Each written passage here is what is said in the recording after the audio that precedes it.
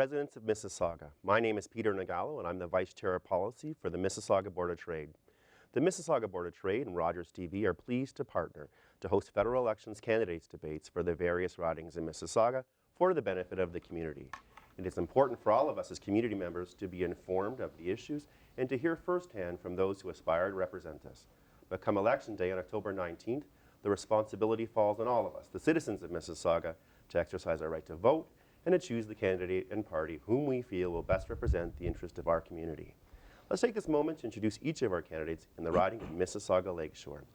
Eric Guerbilsky from the New Democratic Party of Canada, Sven Spengemann of the Liberal Party of Canada, and Stella Ambler of the Conservative Party of Canada. The rules for the debate have been discussed with the candidates and have been agreed upon. Following opening remarks, candidates will field questions from our in-studio panel. Joining me today is Jeffrey Percival, the 2015 Chair of the Mississauga Board of Trade, Sam Sharma, a longtime Director of the Board, and Carol Kataka, Vice President of Stakeholder Relations and Public Affairs for the United Way of Peel. I would now like to invite our candidates to present their opening remarks. Thank you, Peter. This is a youthful and vibrant city. It started with the Indigenous communities of the Mississaugas of the New Credit. As new Canadian immigrants immigrated to this country, townships developed like Port Credit, Applewood, Clarkson, and Lakeview. We are now a part of the city of Mississauga, named after those first peoples and now home to new Canadians from around the world. As a longtime resident of Mississauga-Lakeshore, I understand our history, but I also understand our community. I give back to my community, volunteering at the Compass Food Bank or cleaning up the Rat Rate Marsh every spring. And I also have a proud tradition of defending small businesses. I work on Bay Street for a world-renowned financial institution. I never thought in a million years that I would run for public office. However, when my community asked me to run, I saw it as another opportunity to give back. Over the next hour, you will hear from my fellow candidates repeat their same old promises. These are the same tired parties, and you've heard these promises over and over and over again. But for the first time in the history of this country and this community, the NDP is offering the change that you are ready for. Today, I offer my neighbors to take this historical journey together. Thank you. Thank you. We'll go to Mr. Spengemann from the Liberal Party. Hello and thank you. My name is Sven Spengemann. I'm your Liberal candidate in the riding of Mississauga-Lakeshore. It's a real pleasure to be with you. My thanks to the organizers, Rogers TV and the Mississauga Board of Trade, and to my fellow candidates for joining the discussion this morning. 2015 is an important year, and Canadians will make a very important decision.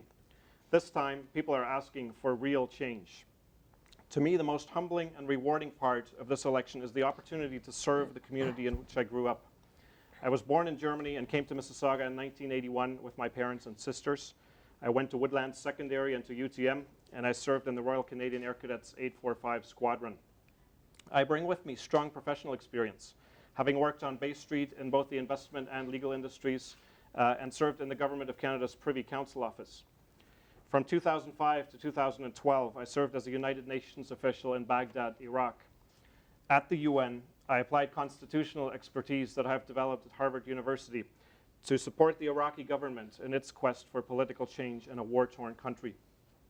I'm running on my experience, my credentials, but above all on my commitment to serving the people of Mississauga-Lakeshore and to making our community a better place to live.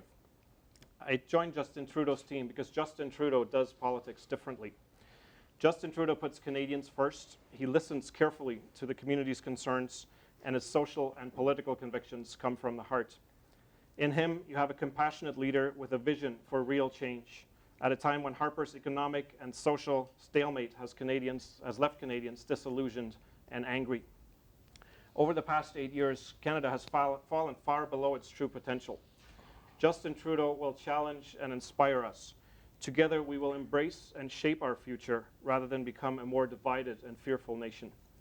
That's why I'm proud to be a Team Trudeau candidate, and that's why I'm asking for your votes on October 19th.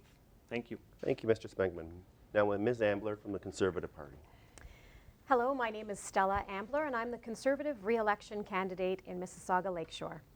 Since I had the honor of being elected to Parliament 4 years ago, I have devoted my efforts to representing my community while helping the Conservative government to deliver what it has promised: lower taxes for all Canadians, a stable economy in a time of global economic uncertainty, a balanced federal budget, security and peace of mind for all Canadians amidst growing threats, and a strong, principled presence on the global stage.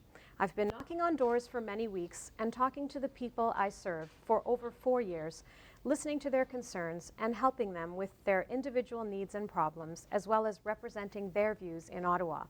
People talk to me about many issues: their concern for the environment, their compassion for those less fortunate, the economy, global issues, the challenges associated with getting older, raising children, and much more. Mostly, people tell me that they want a government that helps them out when they need it, and one that, in general, makes their lives just a little bit easier. You work hard for your money, and you should be able to keep more of it. This Conservative government recognizes that taxpayer money doesn't grow on trees. So we're delivering for families, we're delivering for seniors, and everyone in between. Here at home, I've been able to get results for local projects and organizations that do such good work on the ground and improve the quality of life for my constituents, my neighbors, my friends, the people I serve, the people I run into at the grocery store, at the hockey arena, and at events in and around the community every day.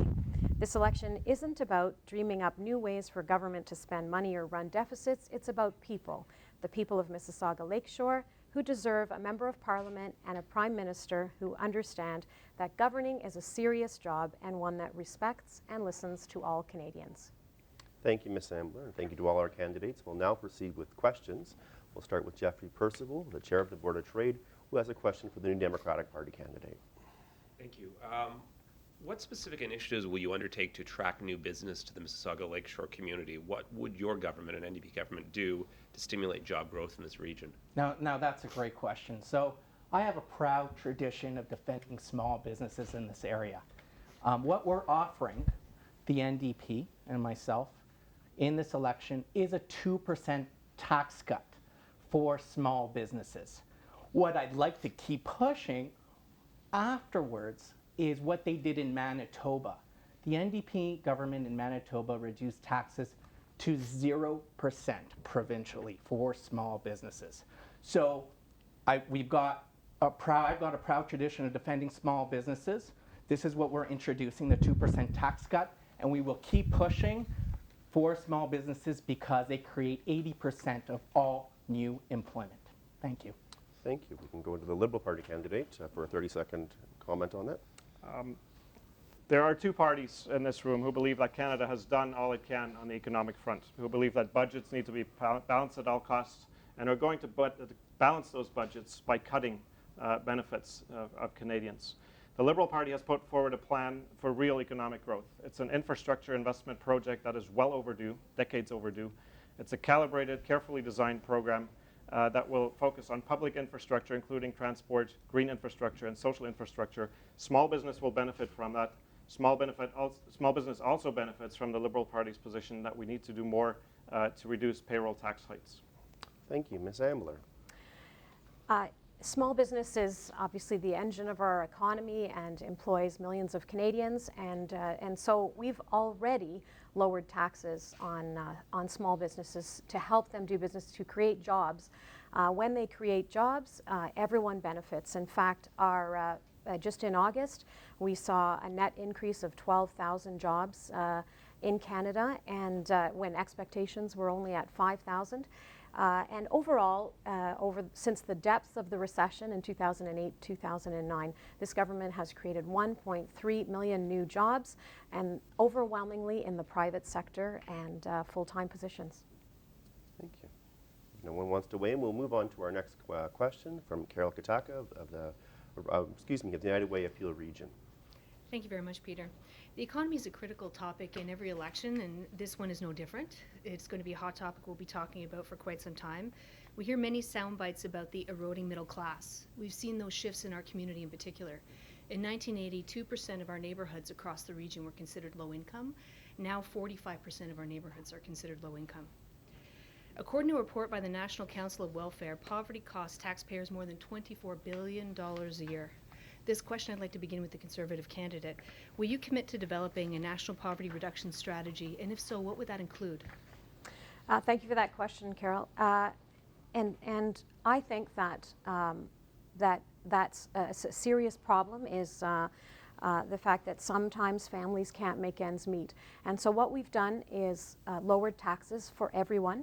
And I believe, and our Conservative government believes, in giving a tax break to all families, seniors. We've helped, for example, low income and our most vulnerable seniors by introducing the largest ever guaranteed income supplement increase in 25 years. So that took that helped 380,000 low-income seniors. So that's one thing we can do. Of course, creating jobs, our family tax cut and benefits program helps every single family with children by increasing the universal child care benefit.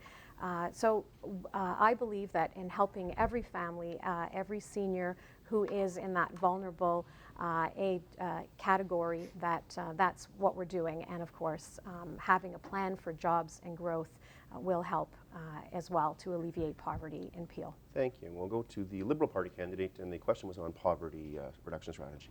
Poverty is a real issue in this riding. I've listened for the last 3 years, and at the door it's young people, it's young families, it's increasingly seniors who are having a terribly hard time making ends meet. It's time for some real change. I believe personally that any society can only be measured by how well it takes care of its least advantaged members. And our seniors, our young people, our disabled, our First Nations communities are part of that. Unemployment is a huge issue. Underemployment is a huge issue. The ability to not even begin considering to enter the middle class is an issue. Students have to work a decade longer than they used to pay off student debt before they can even contemplate purchasing a home. In addition to a strategy to take care of our seniors, to have childcare spaces for families that need it, we have a real plan to grow the economy. When we grow the economy, we can help those that are most in need, and we can do it effectively and for the benefit of the country as a whole. Thank you, Mr. Guerbilsky, excuse me. Thank you. So I have firsthand experience of seeing the poverty increases in our area. I've volunteered for the Compass Food Bank, and I see people losing their jobs, not being able to get rehired because there aren't those jobs out there. So we have several strategies in place to deal with these poverty issues. One is increasing a guaranteed income supplement so that we raise those 200,000 seniors that are poor, and we raise them above the poverty line. Another one is a $15 an hour federal minimum wage. That's going to help immediately those 100,000 workers that need it right away. But it will also help and motivate the provinces and municipally to raise that minimum wage as well. So it's an issue that I have firsthand experience on, and I will keep fighting for poverty reduction. Thank you. Thank you, Mr. Spengemann. The NDP's position on the federal minimum wage will apply to very, very few people. This is not real change. This is not change for those people that really need it. What we need is a plan for economic growth. We also need to work hard to help our seniors retain their incomes. So the Liberal Party is focused on a Canada Pension Plan augmentation together with our provinces to make sure that income levels for our seniors at least meet the inflationary pressures that are upon them. Things like national pharmacare are hugely important. Our seniors at the door in Mississauga-Lakeshore are telling us that they can no longer afford the medication. It makes no sense to have a healthcare system for our seniors if the pharma component isn't part of it. And thank you. We'll move on to our next question from Sam Sharma on the Board of Trade, and he was directed to the Liberal Party candidate. Okay, my question is on employment integration for the immigrants, new immigrants. So immigrants face tough challenges when they're coming to a new country like Canada. One of the biggest challenges is finding employment. So what are your plans to ensure the immigrants who come to Canada are suitably employed to their professional caliber? Our immigration program is the cornerstone of, in fact, the Canadian past, and it will be the Canadian future. About 250,000 people are admitted to Canada every year through the various economic categories. Through my own work at the Compass Food Bank over the last 2 years, I've seen Canadians come in who have joined us in expectations of having a well-paying job quickly, and they're realizing equally quickly that that's not the case, that a lot more has to be done. So we need training, we need skills development, we need language training, we need skills training that is relevant professionally to help new Canadians gain traction. We need to take a look at, first of all, our national employment strategy. And again, the Liberal Party has a program in place for economic development that's unparalleled. Without our infrastructure upgrades, we will not be competitive in attracting investment. But those proposals that we're making will create real jobs, will create well-paying jobs, skilled trades that our new Canadians are more than welcome to apply for and will be competitive for. But we also need to improve our messaging about what Canada's all about when new Canadians come to Canada to avoid disappointment. And some of this can be done through our immigration programs to tell Canadians when they arrive, new Canadians, what they need to do, taking advantage of our federal programs, provincial programs, to gain employment more quickly and not languish for lengthy periods of time outside of their profession. It makes no sense for a physician to come here to wait 5 years to get accredited and in the meantime lose the skills that she or he has developed. And thank you. We'll go to Ms. Ambler to answer that on economic integration of newcomers. I think that it's important for a government, and especially one in a country the size of Canada, to have a plan for jobs for new Canadians.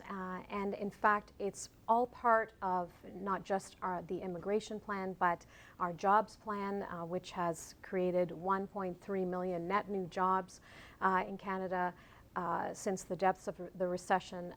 We all know that the global economic situation is fragile and is being dragged down by forces beyond our borders and beyond our control, like global oil prices, the European debt crisis. But Canada is still a great place to come, and so for this reason we're seeing many new Canadians.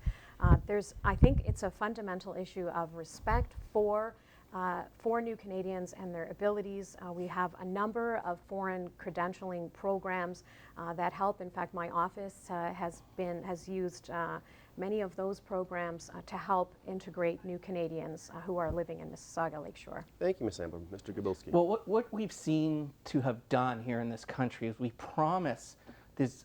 It is a beautiful country, but that there's all this opportunity for our immigrants. And when they get here, they can't find those jobs that they need to be able to practice what their education, and they're not able to get those jobs based on their education. So what we're offering the NDP is we need to get back to our international partners and start having those respectful conversations with our international partners to be able to create those linkages between educational institutions so that these new Canadians are able to work in the field that they are in and be able to prosper and contribute back to this great country. And thank you, Mr. Spengemann. Something we need to do as a country is to continue to attract the best and the brightest and to invite them to make Canada their home. Without that, we will not be globally competitive. So many business and sectors and industries can go anywhere in the world. We need them to come to Canada. For that, we need bright people, but we also need an infrastructure to make investment worthwhile. Otherwise, companies and investment will go elsewhere. So we need the infrastructure both on the public side, on the green side, and on the social side, so that Canadians will come to Canada, new Canadians will come here, and will want to make this country their home rather than New Zealand, the United States, or some other country. And thank you. We'll move to our next question from Jeffrey Percival. Candidates, as you know, traffic congestion in the GTA is a nightmare on a daily basis. In fact, the cost of congestion across the Greater Toronto and Hamilton area is now estimated to be over $6 billion per year. These escalating costs are detrimental to our region's economy and quality of life. What infrastructure investments would you and your party implement to support the flow of people and goods across Mississauga and the GTA more generally? And we'll start with the NDP on that question. Okay, great question. We need to be able to have high-speed, reliable public transit to be able to move people to where they need to go, for them to be able to do what they need to do to earn a living.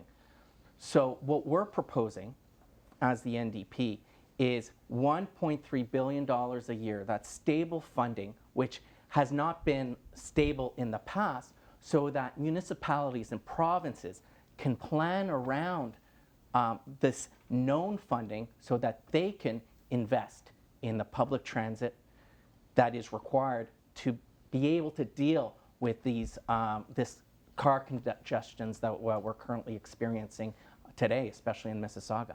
Thank you. Ms. Ambler.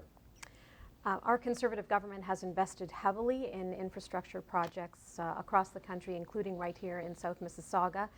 For example, the Transport Minister and I recently announced construction of a new interchange at Dixie and the QEW, as well as 2 new pedestrian bridges in that area, and this will help traffic flow to and from the city, which is where a lot of the congestion does occur. It's just one example of the commitment to infrastructure that we've made to South Mississauga. It's part of our government's Building Canada plan, which is the largest infrastructure investment in Canada's history.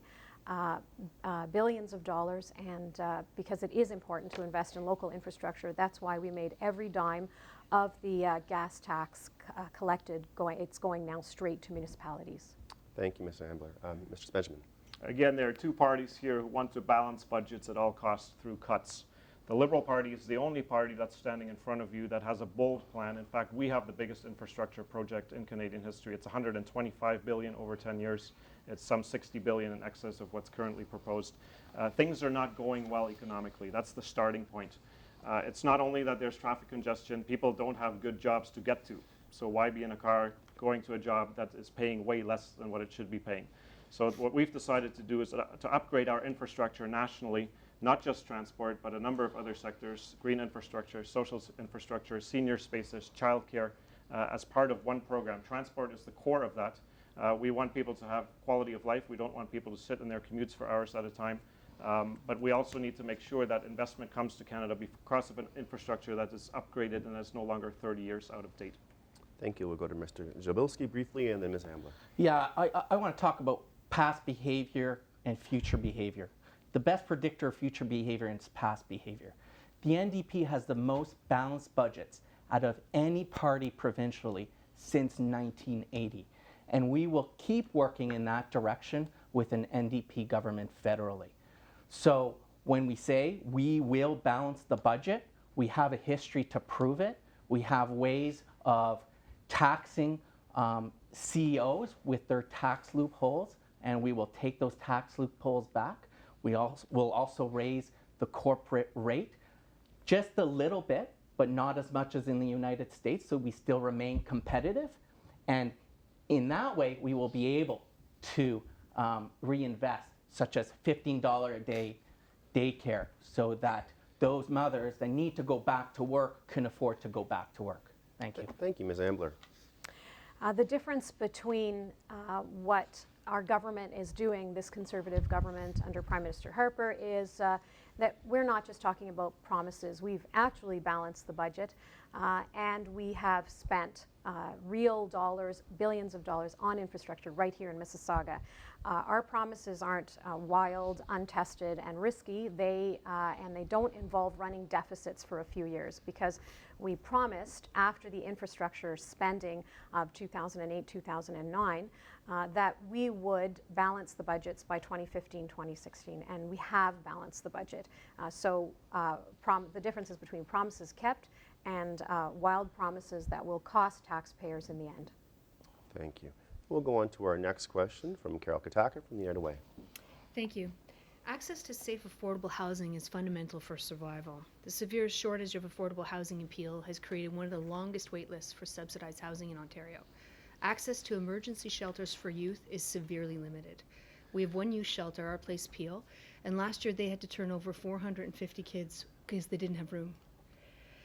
So will your party commit to a national affordable housing strategy with a focus on addressing youth homelessness? We'll direct that to the Liberal Party candidate. The answer is absolutely yes. I understand the problems. I'm listening in the community. I've served on the board of directors of the United Way. I've met with the Canadian Federation of Cooperative Housing. Despite some perceptions, affordable housing is an issue in Mississauga-Lakeshore for income-earning families, for seniors, and for others. And the Liberal Party absolutely has a plan to focus on affordable housing. It's part of our infrastructure investment program that we will make affordable housing available to people in the community, together with our focus on the middle class, to strengthen the middle class, to make sure that people have access to the middle class by giving them the steps that they need in the interim to gain traction. So yes to affordable housing, and yes, it is an issue in our riding. Thank you. Ms. Ambler. As we know, social housing and its funding is responsibility of the provincial government. The Ontario Liberals haven't done much on this file. Peel Region government is responsible for the delivery of housing programs, Ontario government for funding. So while the federal government doesn't have a direct role, there are important things we can do to support the housing situation in Mississauga-Lakeshore for those less fortunate, and that is by giving them a hand up through better jobs. We can do this by keeping taxes low and promoting trade.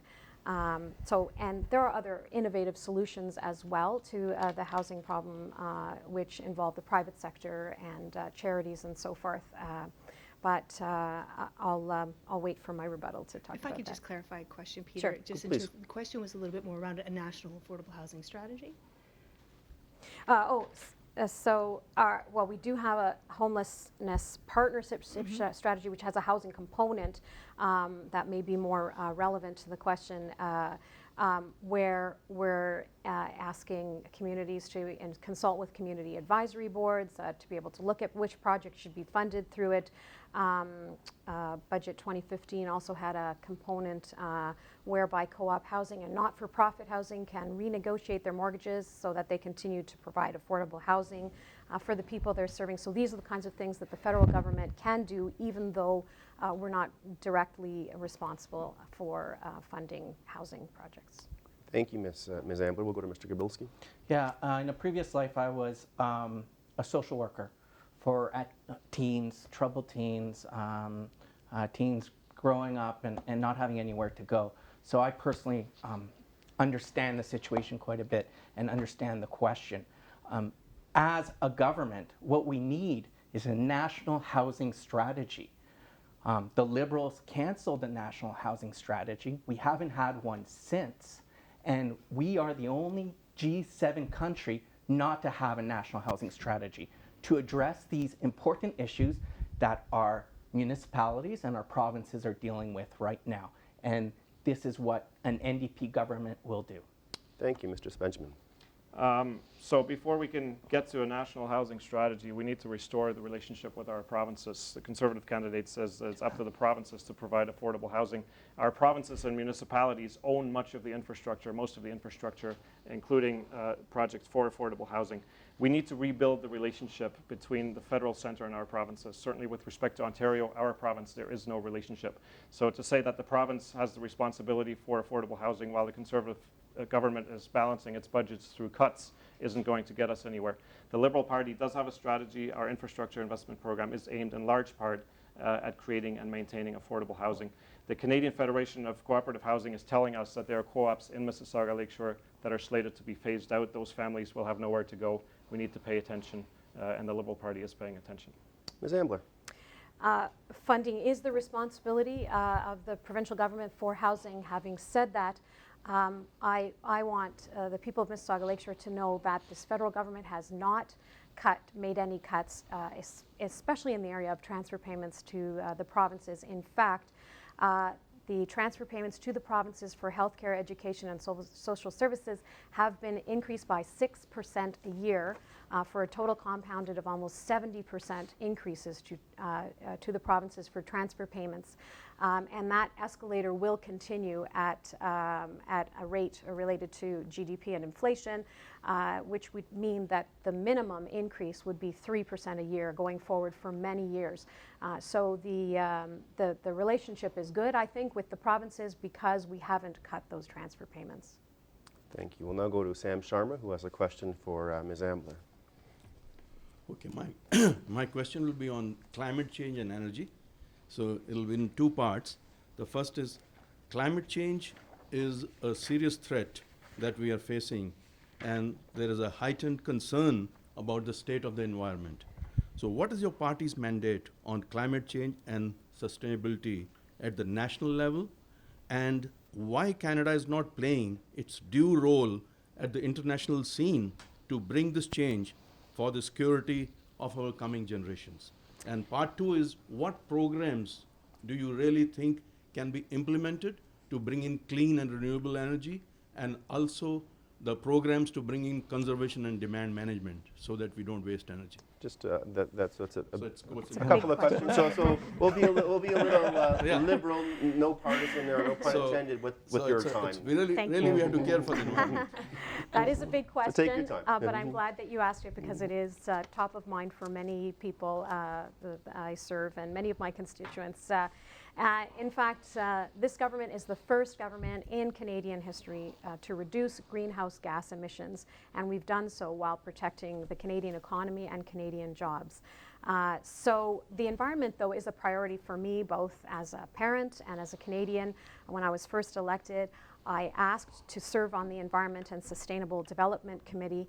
And as a member, I've obviously devoted many hours to reading up on environmental issues and hearing expert testimony on it. So at the same time, I believe that it's important to care for your local environment. And so I support initiatives and have been able to secure funding for wetland rehabilitation, for example, in the Rattray Marsh, species at risk projects. I was part of a program to develop a brand new fund with Department of Fisheries and Oceans called the Recreational Fisheries Community Partnerships Fund, and that's been helping organizations like the Credit Valley Conservation right here on the ground in Mississauga to clean up our local environment, Lake Ontario, the Credit River, and with projects like these, we're starting right here in Mississauga to keep our environment clean. Thank you. Oh, okay. You want to add to that? I want to say with regard to global agreements, I think that when the Liberals were in government, they signed agreements that they had no intention of complying with, which I think harms Canada's international reputation. And I think we need to be realistic about getting, the fact that the Liberals just didn't get it done. We're very serious before we sign any treaties. We want to make sure they're doable. We want to make sure that major emitters are also on side, like China and the US, because Canada can't do it alone. Thank you. Mr. Spengemann. Canada's international reputation has been hurt seriously, if not permanently, by Harper's withdrawal from the international scene. It started with the withdrawal from the Kyoto Treaty. This is a government that's speaking to you about local environmental initiatives, but is fundamentally a government that denies the existence of climate change. The Liberal Party takes climate change seriously. The Liberal Party feels that we need to restore climate science. The federal government has fired climate scientists. It's muzzling its own scientists. It doesn't take this seriously, despite the creation of committees that make it look otherwise. There has been no progress on climate change. Ms. Ambler said that there's a good relationship between the federal government and the provinces. Speaking for Ontario, there is no relationship. Prime Minister Harper is refusing to even meet with the Premier to discuss climate change. What we're proposing in our infrastructure investment program is Canada's biggest commitment so far to the area of green infrastructure, to make sure that as we rebuild and upgrade our infrastructure, we take climate change, we take the environment seriously, we go to green transportation, we go to green buildings, and we do our part to reduce emissions, but also to adapt to the realities of climate change. Until this government accepts the reality of climate change, we aren't going to get anywhere with it with respect to the environment locally or globally. Mr. Guerbilsky. Well, I'll go back. Past behavior is the best predictor of future behavior. We've seen no movement on the environment over the last 10 years. Mulcair, as cabinet minister for a Liberal government in Quebec, resigned as environment minister because they wanted to build a condo complex in a provincial park. Again, past behavior is the best predictor of future behavior. What we want to do is protect our lakes and rivers. 2.5 million lakes and rivers were protected, and now they're down to 159 lakes and rivers that are protected. We need to reestablish environmental protection. We also need to invest, and we have a tax credit for innovation, and that speaks to specifically environmental innovation. So we want to reward those that are working in that direction, We need strong leadership. We've got Tom Mulcair on the environmental file. And thirdly, we need to tax those that are taxing our future generations and those that are polluting our environment. Thank you. Thank you. And Ms. Ambler. I would like to point out that in 2013, Canada's GHG emissions were 3.1% lower than in 2005. At the same time, the economy grew by almost 13%. So I think that's the balance that you need, that a country needs to have. And it's a realistic goals. Our goal is to have greenhouse gas emissions reduced 30% below those 2005 levels by the year 2030. In 2012, for example, Canada was the first major coal producer to ban the construction of traditional coal-fired electricity generation plants, and coal is the largest source of GHG emissions in the world. Thank you. Thank you. And we'll go to our next question from Jeffrey Percival. Mississauga-Lakeshore and Peel region generally has a long history of welcoming and integrating immigrants and refugees into our economy and into our community. But with the death of Aylin Kurdi, the 3-year-old young Syrian boy who drowned trying to reach the safety of Greece last week, the world's attention has been directed towards the plight of the migrants and refugees. Many Canadians have expressed a desire to help and to do more as well. What should the Government of Canada be doing to address the issue of migrants and refugees, and in particular, the current wave of Syrian refugees? And we will start with Mr. Guerbilsky on that. Thank you. A very important question. Mr. Harper's approach internationally and with this conflict as well has focused on conflict with our international partners. We need to take a step back and look at our proud humanitarian roots in this country.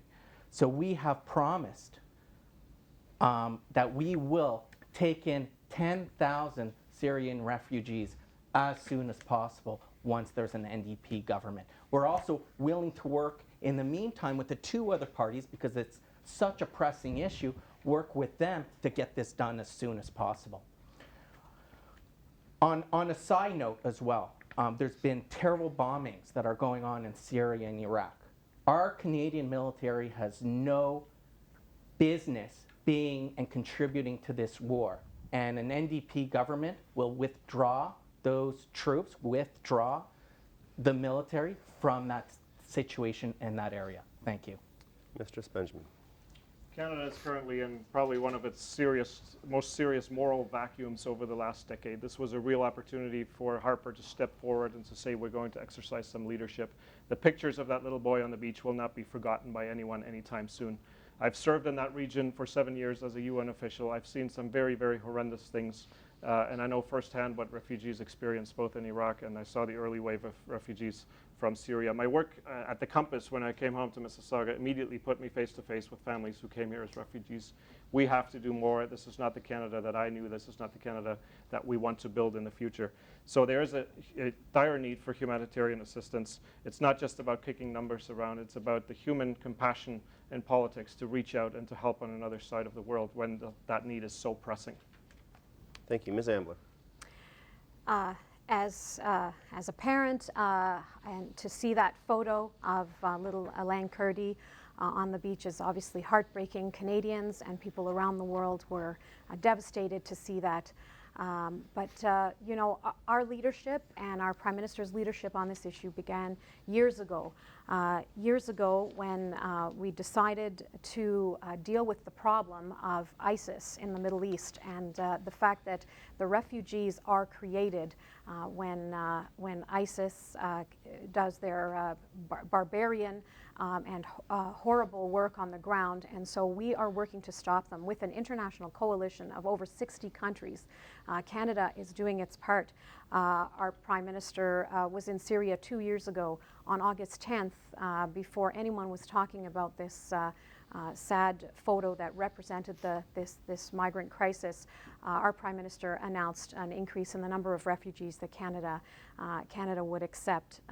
And in response, a while back, the Liberal leader made some pithy comment with regard to the airstrikes mission about whipping out our CF-18s. That's not leadership on this terrible crisis. Thank you. I'll give you an opportunity to respond, Mr. Benjamin. Thank you, Peter. There is no leadership coming from the federal government. For Ms. Ambler to argue otherwise is just absolutely nonsensical. The Prime Minister initially agreed to 1,300 refugees from Syria, 1,300 when Sweden immediately took 30,000. Harper is becoming a victim of his own failed Middle East policy. We were nowhere to be seen in Iraq anywhere from the beginning of the conflict. We're renting a room in the British Embassy with one diplomat who comes in once a month. There are no political negotiations that Canada has been part of, despite the fact that we have the expertise, especially in the area of federalism and political reconciliation and dialogue. We've done absolutely nothing. I'm embarrassed as a former UN official to look to this government and to see that we have done absolutely nothing on the diplomatic track. For the Prime Ministers to say our answer now is to bomb Syria, to potentially hit more civilians, to displace more people, and without the proven ability to degrade ISIS. The bombing is not working, is an absolute travesty. This is not leadership. This is not the Canada I know. This is not the Canada I want to see in the future. Thank you, Ms. Ambler. We'll give you an opportunity to respond. With regard to humanitarian aid, I think that really it is two-part. It's not just about accepting more refugees, although we will be doing that. Canada does have to do its part, and we certainly recognize the importance of doing that. Now, what we're doing in addition to that is providing hundreds of millions of dollars in relief and supplies to the refugees in the Middle East, in Syria, in Iraq, in Turkey, in camps, and making sure that they have food, water, blankets. That is obviously extremely important, and that's another prong of the refugee approach. Now, there are other countries in the Middle East that do also need to step up, I believe, and it's certainly not, it's sad that they don't. Saudi Arabia is one that comes to mind immediately.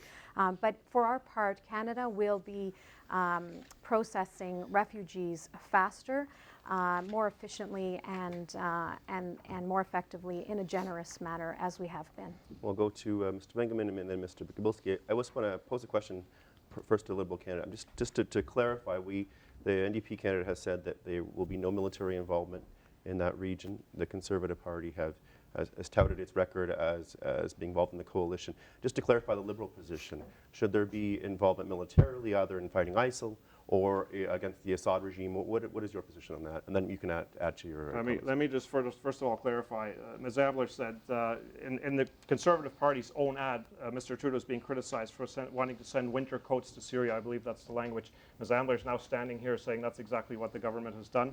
1,300 refugees is not leadership. As Mr. Trudeau said, you cannot suddenly discover compassion. With respect to ISIS, ISIS is an extremely complicated phenomenon. I've been in Iraq for 7 years. I negotiated with people early on who were trying to go up against ISIS. Military action has to remain part of the picture, but simply bombing Syria is not the answer. There's a multi-pronged approach that will have to take place to go up against ISIS. It has to be diplomatic, it has to be humanitarian, it has to be international, collective. It cannot simply be some coalition going off and bombing Syria. The Assad regime is a complicating factor, as is the emergence of a number of rebel groups.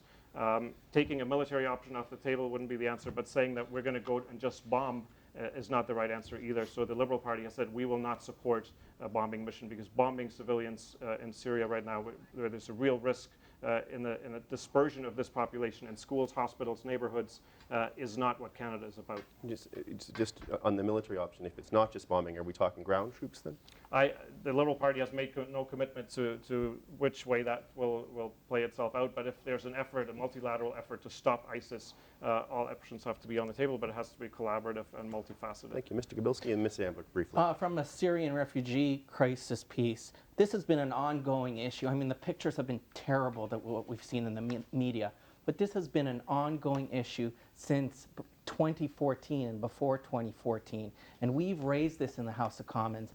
And those promises that were made by the government in taking in refugees have not been fulfilled. And we need to act immediately to get these refugees here in Canada, especially the most vulnerable. From another piece as well around military involvement in the area. I mean, this is an area that has been a disaster, as Mr. Spengemann knows, since George Bush. And now we are getting involved in this quagmire. This is why the NDP government we'll withdraw all military involvement from this area, and we will focus on the humanitarian effort, and that is a Canadian tradition. Ms. Ambler.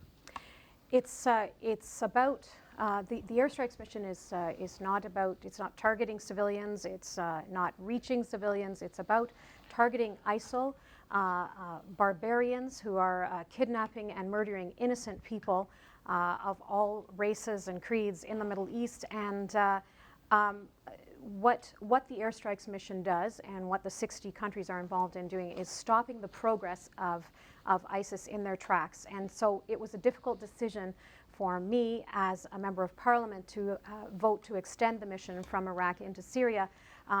But we've seen, we know that the Liberals and the NDP both voted against that, but we've seen that some progress, in fact a fair bit, on being able to stop the progression of ISIS across the region. Their target, their goal is essentially to take over territory and return it to the 7th century rule under the Taliban, which is bad for women, bad for children.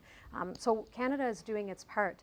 And so in terms of numbers of refugees, for example, President Obama had just announced that for a country of the same size, he would take in 10,000 refugees as well. So Thank you, Ms. Ambler. We'll go briefly to Mr. Spengemann, and we'll go to the next question briefly. Just to be very clear here, the bombing mission is not degrading ISIS. This is coming from U.S. military intelligence itself. It's saying it has no effects. We're out there bombing with no results, and the Liberal Party has said we will not support that bombing. And thank you, sir. And now we will go to Carol Kataka for our next question. We probably have time for one or two more questions, so we'll all be brief. Okay, I'll focus this question on the well-being of Canadians across the country, specific to everyone who has been here for generations, newcomers and refugees that come here to Canada. It's regarding mental illness. Mental illness is the second leading cause of disability and premature death among Canadians. 1 in 5 Canadians will experience mental illness in their lifetime. 70% will be in childhood and adolescence. Our system here in our neighborhood, in our region, has very little capacity to meet, because of the population growth, it has long exceeded our capacity to serve on the file of mental health. Please walk us through your party's commitment to champion a national mental health strategy that both increases access to services as well as reduces stigma. Thank you. And we will start with the Liberal candidate. The first thing I should point out is that health has been virtually absent from Harper's agenda over the last 8 years. Mental health is a huge issue. It's an issue that's close to me in the sense that I've been exposed to people that have served overseas in the military. Our veterans are suffering from mental health issues, but not just our veterans, our young people, and increasingly our seniors as well. The Liberal Party takes mental health very seriously. Our position is that all Canadians have to have access to timely, publicly funded and quality universal health care, which includes mental health. Thank you, Ms. Ambler. Thank you for the question. The role of the federal government in healthcare is primarily transfer payments to the provinces for delivery of that healthcare, and so we have increased transfer payments to the provinces by nearly 70% since we formed government. Ontario will receive $13 billion in health transfers this year, almost doubled since the old Liberal government. On the issue of mental health, in particular suicide prevention, I'm proud that this government established the Mental Health Commission of Canada, and they are doing fantastic work. I was able to host a community meeting here in Mississauga-Lakeshore, and we invited survivors of suicide and family members to talk about what our community and our country can be doing in that regard to help people who have mental illnesses. And thank you. Mr. Guerbilsky. Yeah, I previously stated that I never thought I'd run for politics. My background is mostly in psychology, so I completely understand the situation that's going on with mental health within our country. And these are cuts to mental health that have occurred in the 70s, and we're still trying to manage. What we need to do is go back and start talking to the provinces again and get those dialogues going to understand how they need the help and what kind of help they need, so that we can work as partners with the provinces, which hasn't been done since Stephen Harper has been the Prime Minister of Canada, and work with them to be able to deal with issues such as mental health. Thank you. Thank you. Now we'll go to Sam Sharma for what will probably be our last question. Well, my question is also related to something similar. It's on the education system which we have in Canada. Drugs and violence are on the increase in the schools these days. So education should be not only for living, but it should also be for molding the character of the students. So how can we bring a value-based education system and cherish our Canadian values and be more loving and caring for our families and the society? And the end of education should be corrected. Thank you. We'll go with Ms. Ambler on that. I like that term, a value-based education system. Again, not directly a federal responsibility, so, but I certainly, that doesn't mean that, that as a member of parliament you don't care what happens in schools. I have 2 children, one in university and one still in high school. And obviously all parents take active roles in the lives of their children and in their education. There are certainly many issues at the provincial level right now. For our part, I'm proud that the federal government believes it is our duty and responsibility to adequately fund the provinces for education so that they don't have to cut any services to children who are in school. Thank you, Ms. Ambler. Mr. Spengemann. Education is front and center of our past, our present, and our future. It's the mechanism by which we should return ourselves to the country that we know, the compassionate country that we know and have come to love. Education is also fundamental to growing our economy. An educated workforce, a skilled workforce, is absolutely imperative to creating investment. So we need to focus on education. We need to bring back those areas that we've lost. We can't have an education system if we declare war on science. So the war on science has to stop. We have to acknowledge that we need to innovate, that our children, our university students need to be the best in the world to attract capital, to attract qualified immigrants, but most importantly, to return us to the Canada that we know. Justin Trudeau has said that one of the first things he will do is meet with the premiers across the country. Education is a provincial responsibility, but the federal dialogue and federal leadership is absolutely paramount to raising the standard and quality of our education. Thank you. Mr. Guerbilsky. Well, our education system has been suffering quite a bit since the 90s when the Liberal government downloaded on the provinces to balance the budgets. They downloaded on the provinces on education and on healthcare as well. So where do we go from now? Well, it is a provincial issue, but we need to get back to the conversations with the provinces and not only speak about healthcare. In the first 100 days of an NDP government, we will be talking to the provinces about healthcare and about education as well, so that we can respond to the issues that currently are going on in each province. Each province has a different issue and different is a different situation as well. Okay. We have no more time. Let's go. One last lightning round question. Why do you want this job? Quickly, one sentence, Ms. Ambler. I want to continue to serve the people of Mississauga-Lakeshore, to help them with their individual issues, as well as to bring their voice to Ottawa and make it the voice that is heard in Ottawa on Parliament Hill. Mr. Spengemann. I grew up here. I've gone out into the world. I've seen some very terrible things, some very good things. I know Canada is the greatest country. My deepest passion is to serve the Canadian public and the people of Mississauga-Lakeshore. And Mr. Guerbilsky. I'm a longtime resident of Mississauga-Lakeshore and never thought I'd again run for public office, but I know what this community is about and I want to represent this community as well. We want here at the NDP for this community and for the country to be prosperous where no one gets left behind. So please vote Tom Mulcair, Eric Guerbilsky for the NDP. Thank you. Thank you. And we will go to, that was a bit of a closing remark, but we'll go to a real closing remark at this point. And we'll go with Ms. Ambler with her closing. Thank you. Canada has faced many challenges in the last few years. I'm proud that our country has met those challenges head on. One example, we now have the lowest overall federal tax burden in over 50 years. What you've heard from my Liberal and NDP friends is that they want a change of course. They want to experiment, but that's too risky. No government is perfect, but strong leadership means making tough decisions every day. And it's just as important for our community to have a strong local representative, someone who knows the community well, someone who cares about what happens here, about her neighbors, the people who live, work, raise families, and retire here in South Mississauga.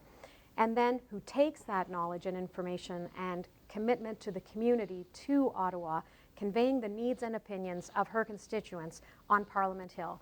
I ask you for your consideration and your support in my re-election bid for Member of Parliament. Thank you. Thank you, Ms. Ambler. Mr. Spengemann. A couple of years ago, when I was on home leave from the United Nations Iraq mission, I got on my motorcycle and I rode across Canada, 17,000 kilometers.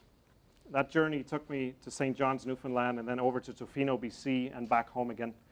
And when I spoke to people along the way, there was one comment that stood out above all others, almost in unison. There is no other country in the world that I would rather call home than Canada. And on that trip, I made a decision.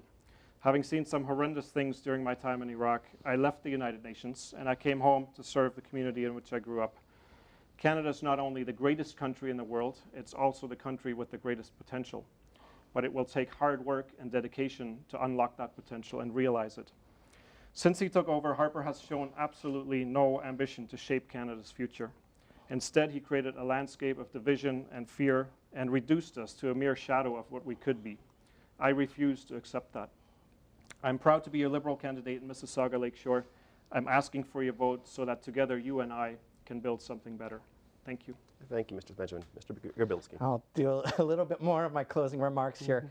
At the end of the day, these other parties, we're the only ones that are promising a balanced budget. We are the ones promising affordable childcare, and that is a huge issue to millions of Canadians. A $15 a day daycare. We are talking about a living wage. We're going to move in one direction, which is a $15 an hour federal minimum wage, and keep working in that direction to create a living wage for all Canadians. They have no concrete plan on the environment. We will protect our lakes and rivers. And in regards to innovation, there will be an innovation tax credit for those that are creating innovative products for the environment. They supported Bill C-51. We will protect your rights and freedoms and abolish it. And I have a concrete plan to strengthen small businesses in this area. I want people to come with me on this journey of change that you're ready for. Please vote Tom Mulcair, Eric Guerbilsky, and the NDP. And thank you, Mr. Guerbilsky. Well, I'd like to thank all of our candidates for participating in this candidates debate. I believe I can speak for all of our viewers when I say we're much more aware of not only the issues facing our city and our nation, but also of the candidates and their parties' positions on those issues. This concludes the federal candidates debate for the riding of Mississauga-Lakeshore. I will note that is a new riding, as all of the ridings are in Mississauga. So if you have any questions or concerns about where you get to vote, either go to the Elections Canada website or each of the candidates, I'm sure, will be able to help you out on that. Once again, I'd like to thank Rogers TV for being a partner with the Mississauga Board of Trade and hosting this debate, and to our panel members for their participation. Be sure to turn into Rogers TV on election night for complete election night coverage, including up-to-the-minute local results, in-depth analysis, leader speeches, and opportunity to provide your thoughts. The local campaign, it begins here at 8:30 on election night, Monday, October 19th on Rogers TV. Most importantly, get out and vote.